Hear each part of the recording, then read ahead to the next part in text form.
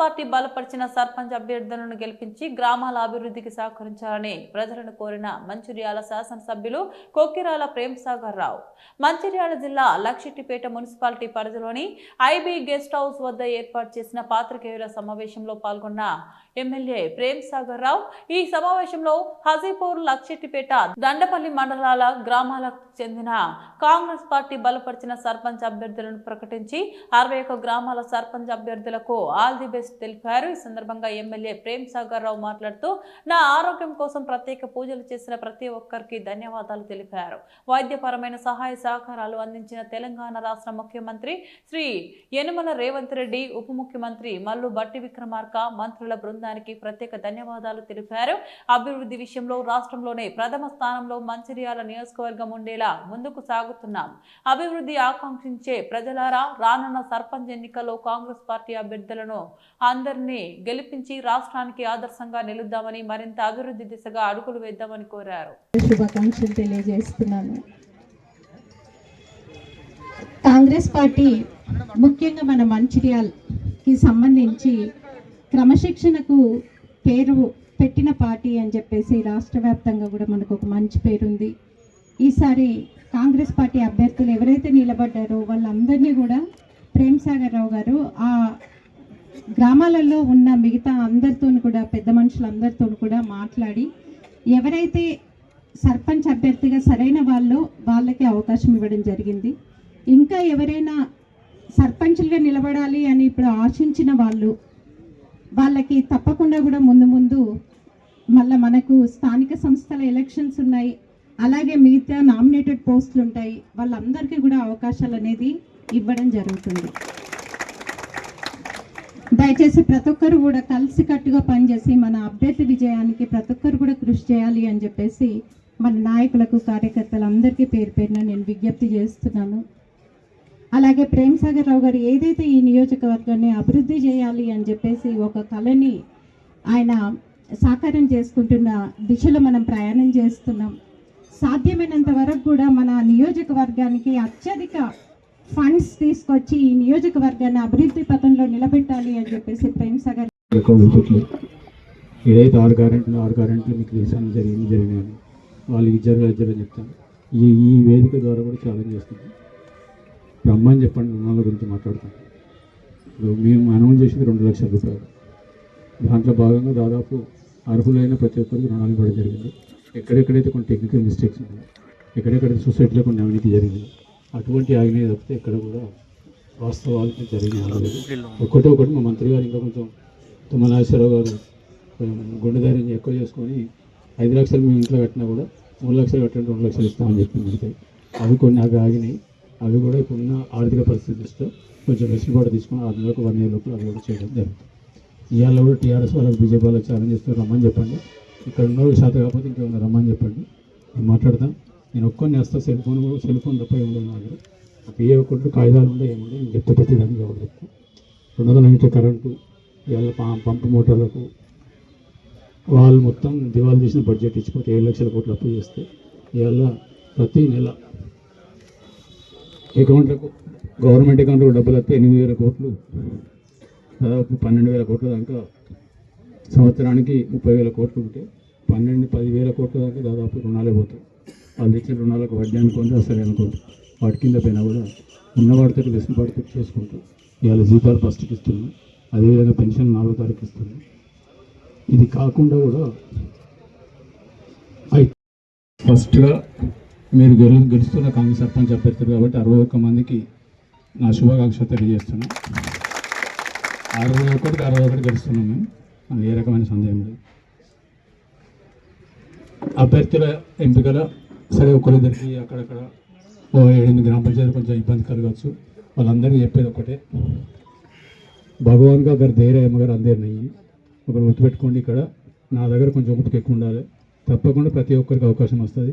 ఇప్పటివరకు ఉమ్మడి జిల్లాలో నేను చేసిందంతా యువకులు నాయకులు, ఒక్కరు కూడా బయట అంటే పాత వాళ్ళు ఎవరు లేరు, అందరూ బయట చేసుకుంటూ వచ్చిన పెద్ద మన యువకులను తయారు చేసుకుంటూ వచ్చిన ప్రతి దగ్గర యువకులను చేసిన, జిల్లా పరిషత్ చైర్మన్ కాడ నుంచి, మున్సిపల్ చైర్మన్ కాడ నుంచి, ఎంపీపీల కాడ కానీ, జడ్పీటీసీల కాడ కానీ అందరూ యువకులు వచ్చారు। ఉమ్మడి జిల్లాలో యువకులు వచ్చారు, ఇక్కడ కూడా అందరూ యువకులు ఉన్నారు। ఇక మిగిలింది ఒక్కొక్క మండలం గురించి చెప్తాను నేను ఏమేం చేసినాను చెప్పాను. ఆజపూర్ మండలానికి సంబంధించిన మటుకు చాలా చేసిన కానీ మొట్టమొదటి చెప్పేది ఏంటంటే ఇంటర్నేషనల్ ఫిష్ ఫండ్ 115 కోట్లతోటి ఇప్పుడు ఫస్ట్ ఫేజ్ స్టార్ట్ అవుతుంది, శాంక్షన్ అయింది. అది దేశంలోనే మొట్టమొదటి ప్రాజెక్టు, మొరేల్ ప్రాజెక్టు. మన దగ్గర మొట్టలు అంటాం, కొందరు కొర్రలు అంటారు, కొందరు బొమ్మలు అంటారు, వివిధ ప్రాంతాల్లో వివిధ పేరు పెట్టి పిలిచిన ఆ ప్రాజెక్టు మొట్టమొదటి 115 కోట్లతో ఇప్పుడు వచ్చినాయి. నెక్స్ట్ వచ్చే 3 సంవత్సరాల లోపు దాదాపు 450-500 కోట్లు వస్తాయి. అది కాకుండా ఇది పూర్తి అంటే 70-30 బేస్లో జరుగుతుంది. 70% కేంద్ర ప్రభుత్వం ఫండ్స్, 30% రాష్ట్ర ప్రభుత్వ ఫండ్స్తో జరుగుతుంది. అదేవిధంగా అక్కడ ఏదైతే ముఖ్యమంత్రి గారు వచ్చి మొట్టమొదటిసారి చెప్పడం మర్చిపోయినా, ముఖ్యమంత్రి గారికి ఈ వేదిక ద్వారా వాళ్ళకు నేను ఛాలెంజ్ చేస్తున్నాను అని చెప్పండి. అంటే గాలికి చేసి సోషల్ మీడియా ప్రచారం చేసుకుంటూ ఏదో అయిపోయింది అని చెప్పి చేస్తుంది, కరెక్ట్ కాదు, మంచిది కాదు. ఇక మిగిలింది ఇంకా చాలా ఉన్నాయి చెప్పుకుంటూ పోతే నేను చేసే ప్రభుత్వం అధికారులు. ఇవాళ గ్యాస్ సిలిండర్ ఇస్తుంది. అదేవిధంగా మిగతా అన్నిటికన్నా ఎక్కువ సన్నబియ్యం. 20 లక్షల కుటుంబాలు ఉంటే ఇవాళ 90 లక్షల మంది, 89 లక్షల మంది ఇదివరకు ఉంది, 10 లక్షల మందికి మళ్ళీ ఇస్తుంది. 99 లక్షల మందికి సన్నబియ్యం సంబంధించే ఘనత మా ప్రభుత్వం. ఇవాళ ప్రభుత్వ పరిస్థితి వేడికొచ్చిందంటే దొడ్డుబాట్లు కొనలేని పరిస్థితి వచ్చింది. దొడ్డుబాట్లు ఎందుకంటే దొడ్డుబాట్లు ఎక్కడ కేంద్ర ప్రభుత్వం తీసుకుంటుంది, ఇక్కడ కొనటంలో లేదు కాబట్టి దొడ్డుబాట్లు పోతలేవు. రైతుల సోదరులు కూడా ఇప్పుడు ఏంటంటే దొడ్డుబాట్లు రెండో పంట వేయకండి, వేసి మమ్మల్ని ఇబ్బంది పెట్టి మీరు ఇబ్బంది పడకండి, కొనే పరిస్థితి ప్రభుత్వం లేదు. ఆ తర్వాత మాకు కూతురు పెడతాను కానీ ఇది పెడతాను అది పెడతాను మమ్మల్ని పెట్టదు. ఇంకొకటి కూడా నేను మొదటి నుంచి చెప్పుకుంటూ వచ్చినా, మళ్ళీ చెప్తున్నా రైతు సోదరులు, నేను కేసీఆర్ లెక్క మిడగొస్తుంది తొడగొస్తుంది చెప్పగానే నేను వాస్తవం చెప్తాను. మీకు 3 పంటలు ఇప్పుడు నేను ఇస్తాను, నేను సిద్ధంగా లక్ష్మీపేట దండపల్లి ఎవరికి కూడా చెప్తాను. 3 పంటలకు నేను ఇస్తాను సిద్ధంగా, అది నేను చెప్పిన చెప్పాను. గూడెం ద్వారా ఇస్తే కానీ కడెం ద్వారా మనకు 6 పంటలకు మాత్రం నీళ్ళు అంతే. అందుకని రైతు సోదరులు చెప్పేది ఒకటే, మీకు స్టాంప్ పేపర్ సంతకం పెట్టివ్వండి నేను ఇస్తాను. మీరు 6 పంటలు వేయండి. 6 పంటలు వేస్తే మీకు వరి వేస్తే ఎంత వస్తుందో దానికన్నా 25,000 ఎక్కువ రాకపోతే నేను కట్టిస్తాను. 5 లక్షలు తక్కువ. ఎందుకంటే పోయినసారి నేను ఎంకరేజ్ చేసినప్పుడు రైతు చాలామంది మక్కేసింది. ఇవాళ మీకు పక్క జిల్లాల సంగతి చేస్తారు, సరే దాంతో వాళ్ళు ఇబ్బంది పడవలసిన లేదు కానీ సరే వెళ్ళి పరిస్థితి మనం చేస్తాం. నిర్మల్లో గడిచిన 10 సంవత్సరాలకు మొక్కలు ఇస్తాం, 15 ఎకరాలు మొక్కలు ఇస్తాం. ముత్యాల జిల్లాలో కూడా గత 15 సంవత్సరాలు చేస్తున్నాం. ఇంతవరకు వాళ్ళకు అధికారికంగా సెంటర్లు ప్రభుత్వం. నా దగ్గర మొట్టమొదటిసారి పోయినసారి వచ్చాను. 3,700 ఎకరాలేమో అడ్డపల్లి, 600 చిల్లర ఇక్కడ, 600 వాజిపేట, 600 లక్షపేట, 600 మొత్తం వేసింది 4,900 ఎకరాలు. 4,900 ఎకరాలు పెట్టి మొదటిసారి వేస్తే నేను సెంటర్ తీసుకొచ్చాను. దండపల్లి 2, లక్ష్మీపేట 1, ఆదిపూర్ 1 సెంటర్ తీసుకొచ్చాను. వాళ్ళ అదృష్టం, భగవంతుని దయ, గూడెం సత్యనారాయణ ఆశీర్వాదంతో పంట కూడా విపరీతంగా వచ్చింది. వాళ్ళ ఏదైతే మొక్కలు వేస్తే పక్కకు ఖర్చులన్నీ విషయంగా అవి ఇంటికి కుటుంబ సభ్యుల కూలీల విషయంగా దాదాపు 60,000 నుంచి 70,000 వరకు ప్రతి ఒక్కరికి వచ్చింది.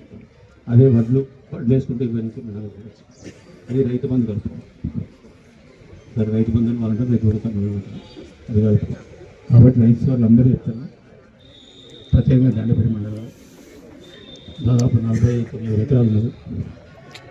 ఇక్కడ కూడా 18 ఎకరాలు చిన్న 16 ఎకరాలు చిన్న ఎకరాలు, అక్కడ ఒక 6,000 చిన్న ఎకరాలు. అక్కడ మీరందరూ మొక్కలు కానీ పెసలు కానీ మినుములు కానీ నువ్వులు కానీ మీకు ఏ రకమైన ఇబ్బంది లేకుండా విత్తనాలు, ఎరువులు, దానికి సంబంధించిన అగ్రికల్చర్ డిపార్ట్మెంట్ ద్వారా మీకు దానికి ఏమైనా టెక్నికల్ సలహాలు ఉంటాయో అవి కూడా ఇప్పించే ప్రయత్నం మీరు వేయండి. మీకు పంట మీ అన్ని మీ డబ్బులు వారం రోజులు కూడా డబ్బులు ఇచ్చే ప్రయత్నం. ఇక వాళ్ళకి టీఆర్ఎస్ మాట్లాడుతారు, బాగా మాట్లాడుతున్నారు, పెద్ద పెద్ద మాట్లాడుతున్నారు.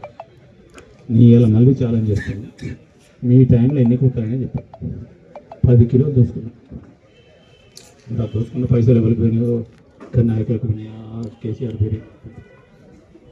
నేను వచ్చినాక మొట్టమొదటి సిలిండర్ ఒక్క కిలో ఎవరైనా ఎక్కువ చెప్తే మాత్రం మర్యాద దక్కదని తెలిసినాక హైదరాబాద్ అర్జెంటుగా క్యాంప్ అవసరం రమ్మంటే పోయినా కూడా అక్కడ కూడా నా మనస్సు నా తలకాయ దిక్కనే ఉంది. ఇమ్మీడియట్ కలెక్టర్ ఫోన్ చేసి మిల్లల మీటింగ్ వచ్చి చెప్పండి, ఒక కిలో కూడా ఎక్కువ తీసుకుంటే జోలికి పంపుతారు. దాంతో ఇక్కడ గెలిచిన తర్వాత 3వ రోజు 3 తారీఖు ఎన్నికలు అయిపోతాయి, 3 తారీఖు డిక్లేర్ అయిపోతాయి. 6 తారీఖు నుంచి ఇక్కడ మొదలుపెట్టి పంటలు కొనడం ఒక్క గింజ ఎక్స్ట్రా కూడా. అదేవిధంగా వేసంగి వచ్చే వరకు వేసంగి పంటలు కూడా రాష్ట్రం మొత్తం మీరు తెలుసుకోండి, మంచిళ్ళ కోసం కరవచ్చు. కానీ నేను చెప్పిన మా రైతులకు ఒక్క గుంట కూడా ఎండని అని చెప్పిన, గుంట కూడా ఎండకుండా లాస్ట్ గుంట వరకు కూడా నీళ్ళు ఇచ్చి పంటలు తీసుకొని రావడం జరిగింది. ఎందుకంటే ఎల్లపల్లి మనకి ఇక్కడ కానివ్వండి, మేము మునిగిపోయిన మా రైతులు మునిగిపోయిన నష్టపోయింది. మా దగ్గర నుంచి మా వాళ్ళకు నీళ్ళు ఇవ్వకుండా ఒక్క లీటర్ నీళ్ళు కూడా బయట తీసుకుపోమని చెప్పి మా వాళ్ళకి అందరికీ నీళ్ళు ఇచ్చినాం. అదేవిధంగా మంచిర్యాల పట్టణంలో గతంలో 20 సంవత్సరాల నుంచి నీళ్ళకి ఎక్కువ మంచినీళ్ళు ఎప్పుడు వస్తాయి రావదు వస్తాయి, కాలు గడిపోతాం అంటే వస్తాయి, వాకిలు వేస్తే అటువంటి పరిస్థితి దర్శనానికి 45 రోజుల లోపలే స్వచ్ఛటి మంచినీళ్ళు. ఒక 4 రోజుల ముందు మీటింగ్ పెడతాం. ఎన్ని కొత్త కనెక్షన్లు ఇచ్చినాం, దాదాపు 40,000 కనెక్షన్లు ఇచ్చింది. అప్పటికున్న కనెక్షన్లుగా 40,000 కనెక్షన్లు ఎక్కువ ఇస్తున్నాం. ఇట్లా ప్రతి ఒక్కరు చేసుకుంటాం. ఇక మిగిలిన చేసే మండలాలకు సంబంధించి చెప్తున్నా, వ్యవసాయం గురించి చెప్తున్నా. రైతులకు మరొకసారి చెప్తున్నా, వడ్లు మీరు వేసుకుంటే మాత్రం మాది బాధ్యత కాదు. ప్రభుత్వం మీద ఒత్తిడి చేయవద్దు. కొనే పరిస్థితి లేదు ఎవరు ఇక్కడ.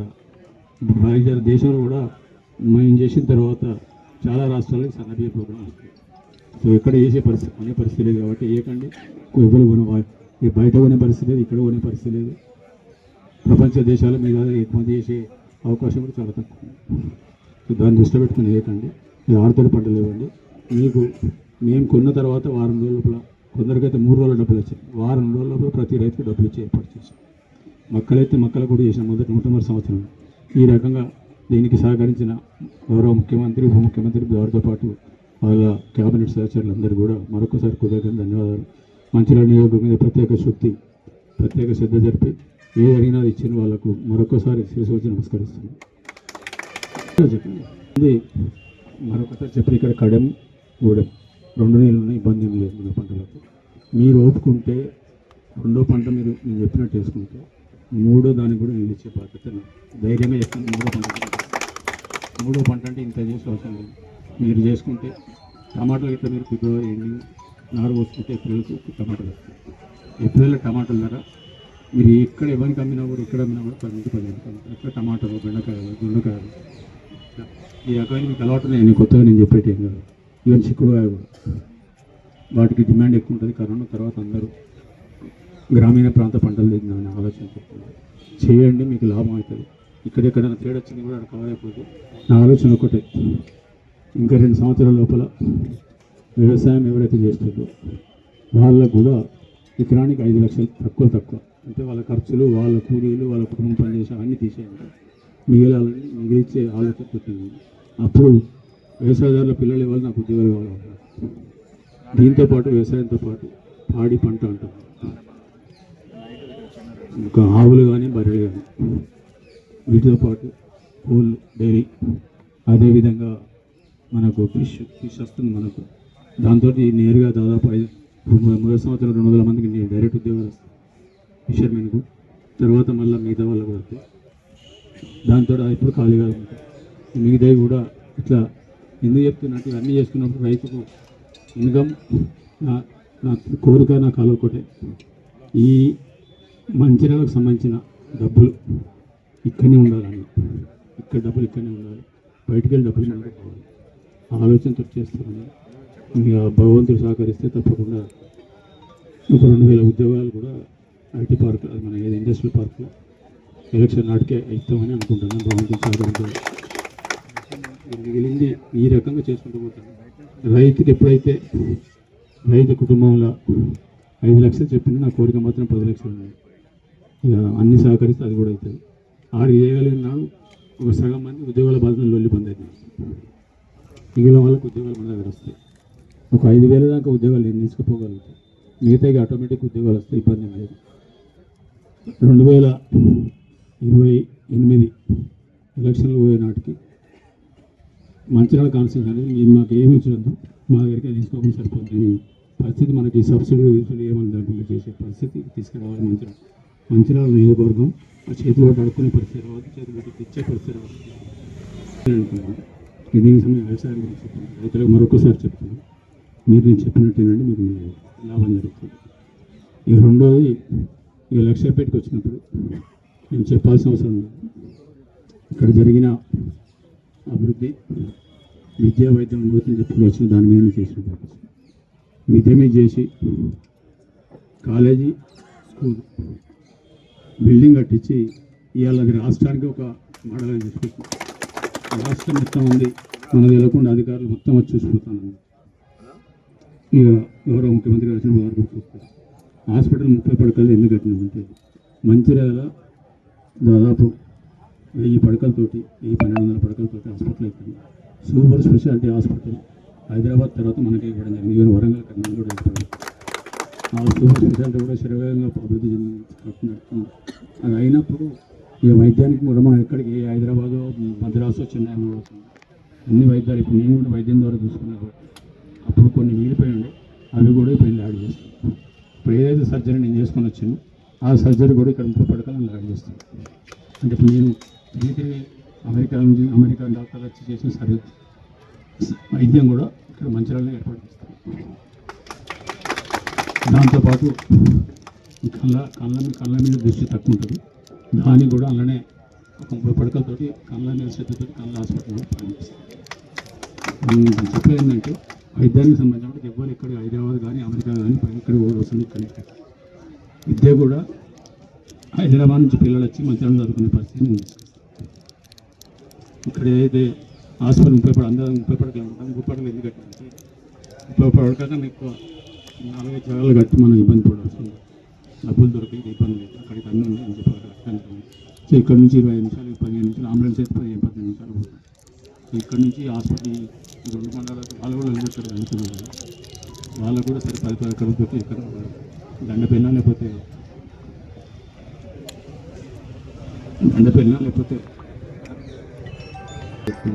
ఇట్లా ప్రతి కార్యక్రమం తీసుకొని చేస్తుంది. రైతు సోదరులకు మీ అందరికీ చెప్పేది ఒకటే, ఇవాళ ఎన్నికలు లేకపోతే నేను వచ్చే పరిస్థితి లేదు. ఎన్నికల కోసం రావడం జరిగింది. నిన్న వస్తువులు పడ్డ వచ్చింది. నా మీద దయ ఉంచి చేతులుంచి ఇప్పుడు నిలబడేది సర్పంచ్ అభ్యర్థులు 61 మంది నేను వాళ్ళ తరఫున నేను నిలబడ్డా.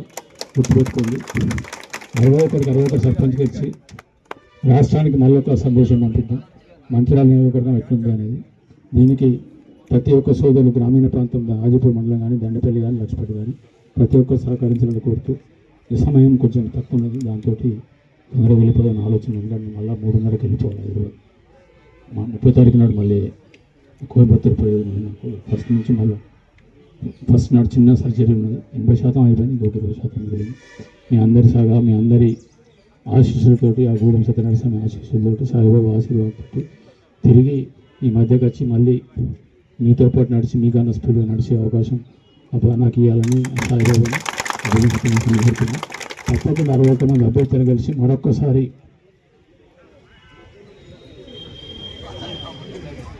ఒక సందేశం ఇవ్వాలని కోరుతూ ఈ అవకాశం ఇచ్చిన ప్రతి ఒక్కరికి